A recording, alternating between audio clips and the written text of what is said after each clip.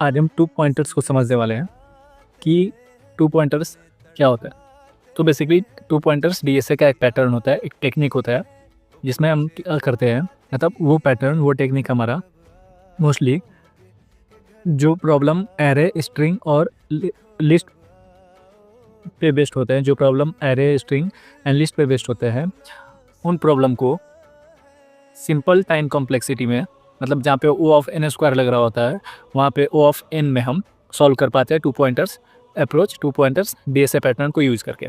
The two pointers technique is a common pattern used in many algorithmic problems, especially those that involves array, string और list। मतलब two pointer हम use करते हैं linear data structure पे based problem को solve करने के लिए। उसमें होता क्या है कि हम दो पॉइंटर बनाते हैं, वो भी डिफरेंट पोजीशन पे लेते हैं। दो पॉइंटर या दो वेरिएबल बनाते हैं जिसको हम डिफरेंट पोजीशन पे रखते हैं बेस्ड ऑन द प्रॉब्लम। या तो वो फिर क्या होते हैं कि दोनों पॉइंटर जो होते हैं, इसके भी वेरिएशन होते हैं। दोनों पॉइंटर क्या होता है, या तो एक दूसरे की तरफ मूव कर रहे होते हैं या फिर सेम डायरेक्शन में मूव कर रहे होते हैं। या तो स्टार्ट टू एंड मूव कर रहे होते हैं या फिर एंड टू स्टार्ट मूव कर रहे होते हैं।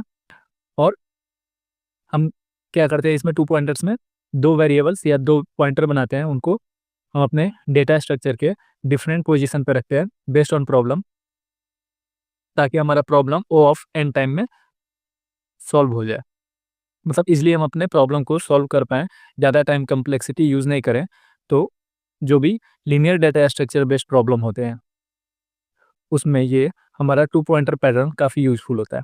अब कहाँ पे हमको ये टू पॉइंटर पैटर्न यूज़ करना चाहिए?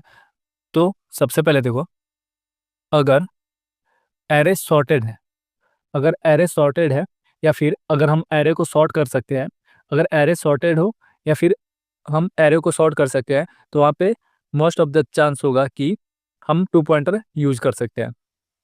और जहाँ पे प्रॉब्लम्स दिया हो, जिसमें प्रॉब्लम में पेयर्स फाइंड करना हो, ट्रिपलेट फाइंड करना हो या फिर कंपेयर करना हो, प्रॉब्लम्स इंक्लूड्स पेयर, ट्रिपलेट या फिर कंपैरिजन वाला प्रॉब्लम हो, वहाँ पे हम टू पॉइंटर यूज़ कर सकते हैं। और एक और टू पॉइंटर कहाँ यूज़ करते हैं, उसको फाइंड करने का एक और तरीका हमारा होता है कि डिसीजन मेकिंग।